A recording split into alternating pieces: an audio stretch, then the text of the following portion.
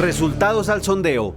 Después de la entrevista en Pregunta Yamit con el gobernador de Boyacá, Carlos Andrés Amaya, ¿usted cree que el saliente gobernador de Boyacá tendrá un buen futuro? Sí, 95,83%, no 4,17%. Muy buenas noches. Gran tema económico de la semana, la reforma tributaria. Hay quienes dicen que solo beneficia a las grandes empresas, como el expresidente Gaviria, y hay quienes dicen que beneficia a la clase media y, por supuesto, en general a las empresas del país. Nuestro invitado esta noche, el doctor Luis Fernando Mejía, presidente de FEDesarrollo. ¿Usted qué opina de esta controversia? Bueno, Yamit, buenas noches. Primero, destacar que esta reforma tributaria o ley de crecimiento económico beneficia de manera general a todas las empresas. Lo que se plantea es una reducción de la tarifa de renta del 33% que está en este año hasta el 30% en el 2022 y también permite el descuento del 100% del IVA pagado en la maquinaria y equipo, que de nuevo beneficia a micro, pequeñas, medianas y grandes empresas. Pero también, por supuesto, hay una preocupación desde el punto de vista del costo fiscal de estas medidas.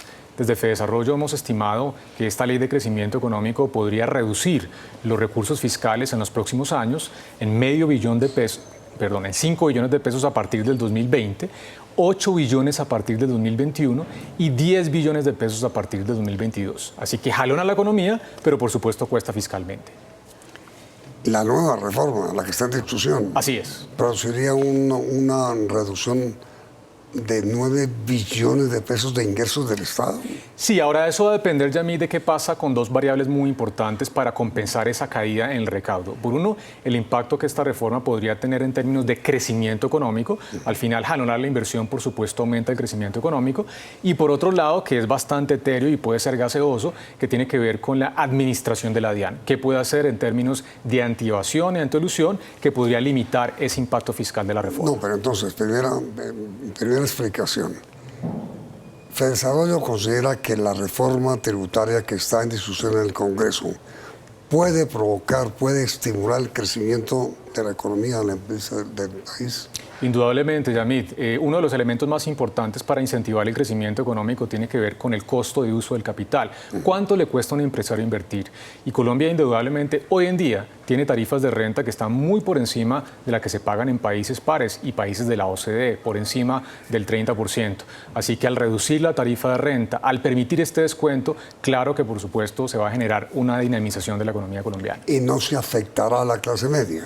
No, en esta reforma de hecho hay una cosa muy progresiva y es que se le aumenta el impuesto a las personas naturales, a los individuos, de manera muy interesante. Hoy en día la tarifa máxima es del 33% y esta reforma introduce tres tarifas, 35, 37 y 39, para personas que ganan más de 88 millones de pesos mensuales. ¿Es beneficiando a la clase media? Al revés, esto es gravando a las clases medias y altas, especialmente, pues digamos clases altas, porque una persona que se gana más de 25 millones de pesos es de clase alta. El presidente Duque dice en el tiempo de hoy, no hay un interés en afectar a la clase media. Sí, de acuerdo, Yamit, porque fíjese que el aumento en la tarifa de renta para personas naturales, es decir, los individuos, aplica solamente para personas que ganan más de 25 millones de pesos mensuales, que no es propiamente la clase media. No toca la clase media. De ninguna manera la reforma. Tiene razón el presidente Duque ahí. Sí, sí, por supuesto. Y el presidente Gaviria ha dicho, oponiéndose a la reforma, que va a provocar un déficit fiscal inmenso. ¿También es cierto o no?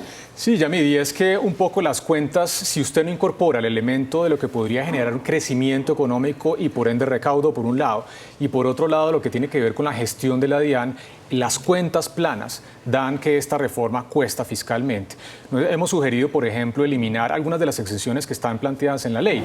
Por ejemplo, Yamid, lo del ICA. El ICA, que es el descuento que se va a poder hacer del impuesto de industria y comercio pagado a nivel territorial contra el impuesto de renta, cuesta medio punto del PIB, el tamaño de una reforma tributaria. Ojalá en esta discusión pudieran corregirse estos elementos para garantizar que el impacto no sea tan grande como lo que estamos estimando. Y es verdad que la reforma produce un favorecimiento general a las grandes empresas, a los grandes capitales, como consecuencia de las exenciones que reduce, que aumenta Pues Yamid, pues sí hay un elemento que no nos gusta de la reforma, que son las exenciones sectoriales. Sí. Se plantea, por ejemplo, unas exenciones a las mega inversiones, inversiones por encima de los 1.000 millones de pesos, una tarifa diferencial, también para la economía naranja y algo para el sector agropecuario. Y realmente tener este tipo de exenciones sectoriales lo que hace es dificultar el recaudo tributario y la administración y no da algo de equidad horizontal que deberíamos tener, tarifas bajas, pero que aplique para todo el mundo. Pero la afirmación general del presidente Gaviria es que la reforma solo beneficiaría los grandes capitales. ¿Eso es cierto, sí o no? Inmediatamente después de comercial.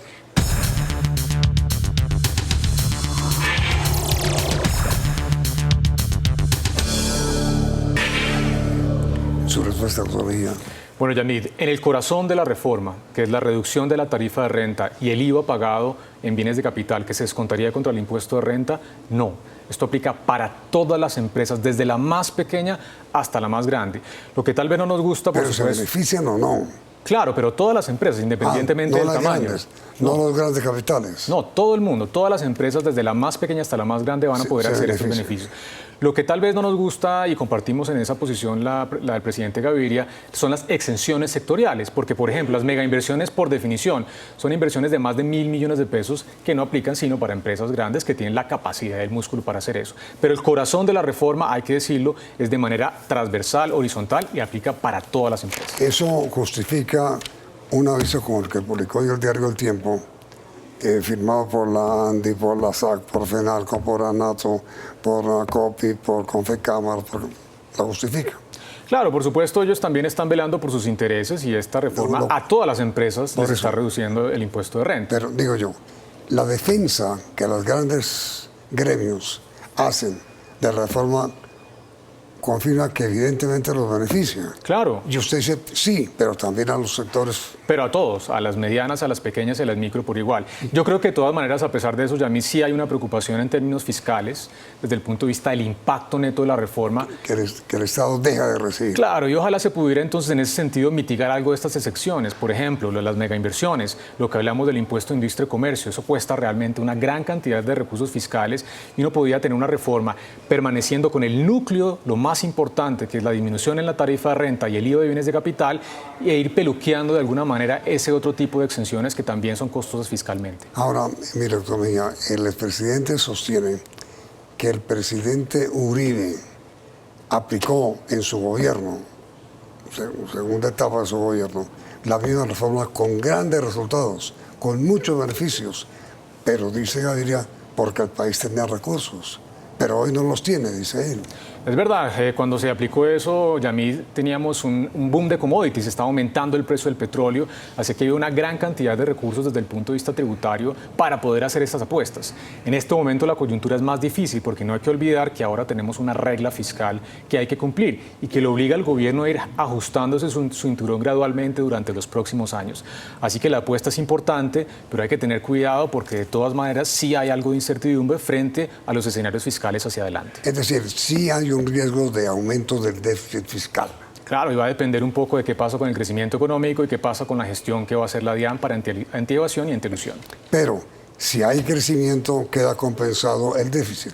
Sí, pero usualmente, Yamid, lo que pasa es que esos efectos de crecimiento no son inmediatos, eso toma tiempo en darse, así que seguramente a la vuelta de 2 años vamos a tener que revisar si esta reforma está dando el impacto positivo, porque de todas maneras algo de incertidumbre a hoy todavía estamos teniendo. Entonces, doctor Mejía, para resumir y para concluir, ¿usted a quién le da la razón en sus dos posiciones? ¿Al gobierno, con el presidente Duque a la cabeza, que sostiene que la reforma también beneficia a las clases populares, clase media popular, o al expresidente Gaviria, que dice que solo beneficia a los grandes millonarios?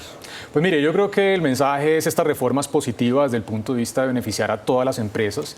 Permanece de todas formas una incertidumbre fiscal y ojalá en la discusión que resta en el Congreso de la República de esta reforma se puedan eliminar algunas de las exenciones adicionales que no hacen parte del núcleo, del corazón de la reforma, para garantizar que tengamos un jalonamiento de la actividad económica, pero que no pongamos en riesgo pues, nuestras cifras fiscales. Pero bueno, entiendo su respuesta y su observación sometida a lo que pueda pasar con las excepciones, pero la reforma que comienza a discutir el Congreso, ¿es buena o es mala?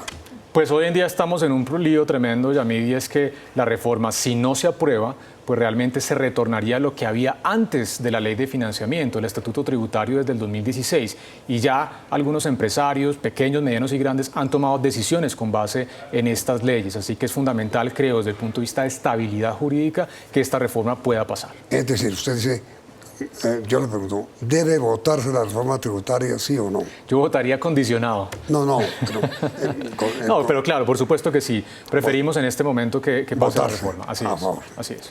Doctor Mejía, muchas gracias. Muchas gracias, Yamid, por la invitación. Y a ustedes la misma pregunta, ¿debe votarse la reforma tributaria, sí o no? Resultado del sondeo mañana en esta emisión. Doctor Mejía, muy amable. Muchas gracias. Ya a ustedes los invitamos ahora a nuestro tradicional 1, 2, 3.